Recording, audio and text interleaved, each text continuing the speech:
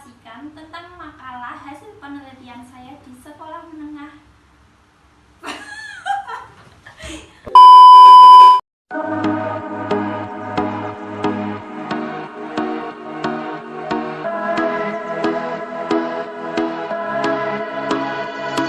Fireflies, a million little pieces, feeds the dying light and brings me back to life. In your eyes, I see something to... Assalamualaikum warahmatullahi wabarakatuh. Welcome back to my YouTube channel. Ya, kali ini saya akan mempresentasikan makalah hasil penelitian saya di sekolah menengah pertama. Saya akan mengambil intinya saja ya. Yang pertama di latar belakang, yaitu pendidikan diselenggarakan oleh suatu sistem pendidikan nasional yang bertujuan untuk melahirkan generasi cerdas serta meningkatkan keimanan, ketakwaan, dan akhlak mulia. Secara formal, proses pendidikan dilaksanakan di sekolah. Dalam pelaksanaannya, pendidikan mempelajari berbagai macam keilmuan. Salah satunya adalah ilmu pengetahuan alam atau IPA. IPA merupakan suatu kumpulan pengetahuan yang tersusun secara sistematik dan penggunaannya pada gejala alam. Hakikat IPA meliputi 4 unsur utama, yaitu sikap, proses, produk, dan aplikasi. Rumusan masalah berdasarkan uraian pada latar belakang masalah yang telah dipaparkan di atas, maka saya membatasi masalah sebagai berikut. Apakah ada pengaruh model pembelajaran discovery learning terhadap hasil belajar siswa pada materi sistem reproduksi? Tujuannya untuk mengetahui pengaruh model discovery learning terhadap hasil belajar siswa pada materi sistem reproduksi. Iya, lanjut ke bab 2. Pengertian model pembelajaran tersendiri yaitu seluruh rangkaian penyajian materi ajar yang meliputi segala aspek sebelum, sedang, dan sesudah pembelajaran yang dilakukan guru serta segala fasilitas yang terkait yang digunakan secara langsung atau tidak langsung dalam proses belajar mengajar. Dan pengertian discovery learning ini adalah salah satu dari banyak model pembelajaran yang mulai diterapkan oleh guru di Indonesia. Namun, model pembelajaran ini pun tidak mudah dilakukan. Dalam model ini, siswa didorong untuk berpikir sendiri, menganalisis sendiri, sehingga dapat menemukan prinsip atau konsep umum. Langkah-langkah dalam menerapkan model pembelajaran discovery learning ini adalah: yang pertama adalah stimulation atau pemberian rangsangan.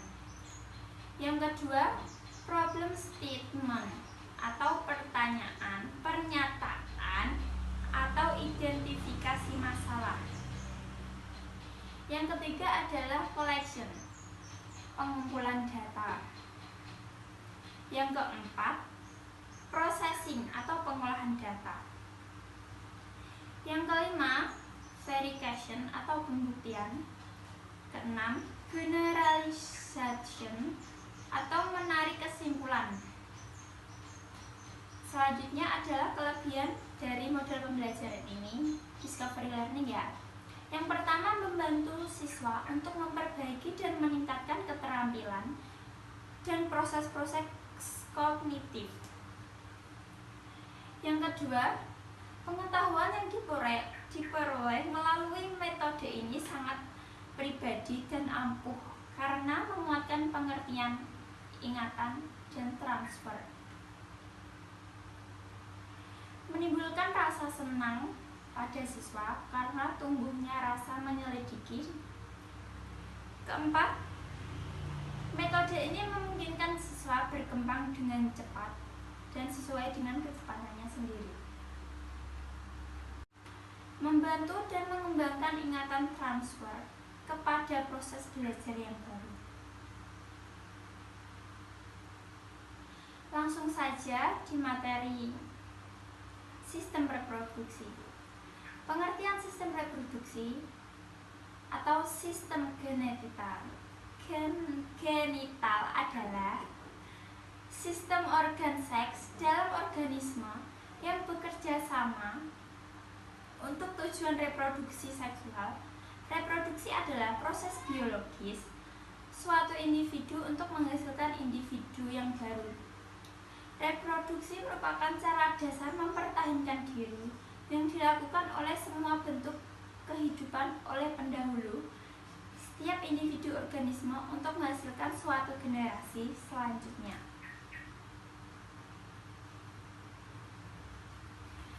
Ya, sekarang beberapa kelainan atau penyakit dalam sistem reproduksi.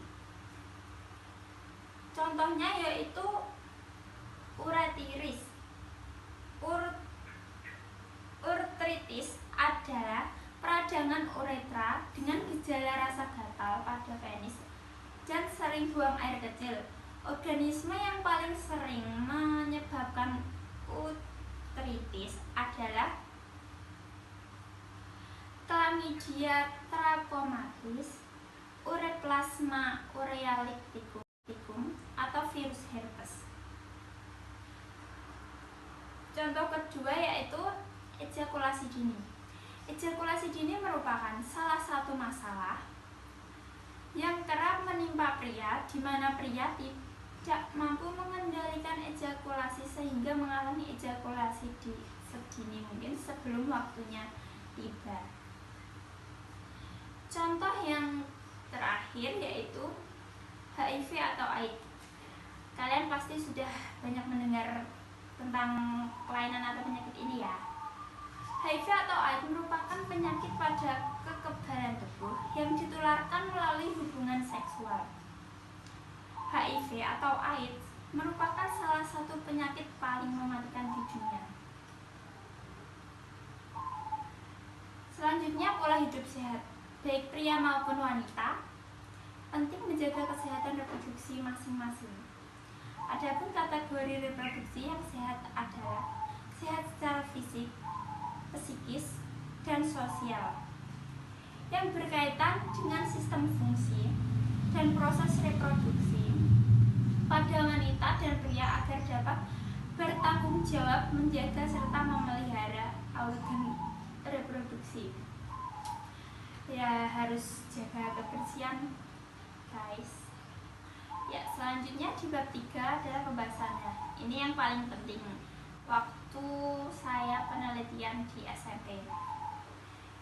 Permasalahan pada siswa yang pertama adalah siswa tidak memahami materi yang dijelaskan oleh guru karena guru terlalu cepat saat menerangkan materi tersebut. Dan guru langsung memberikan soal kepada siswa. Masalah yang kedua adalah siswa tampak pasif dalam proses pembelajaran karena tidak ada yang bertanya dan menyimpulkan, melainkan hanya mendengarkan, mencatat penjelasan dari guru saja. Soal diskusi yang diberikan guru juga masih pada level hafalan saja, seperti menyebutkan definisi atau pengertian. Masalah yang ketiga, siswa kurang aktif dalam menerapkan sistem reproduksi manusia karena siswa lebih asik bercanda dengan teman yang lainnya.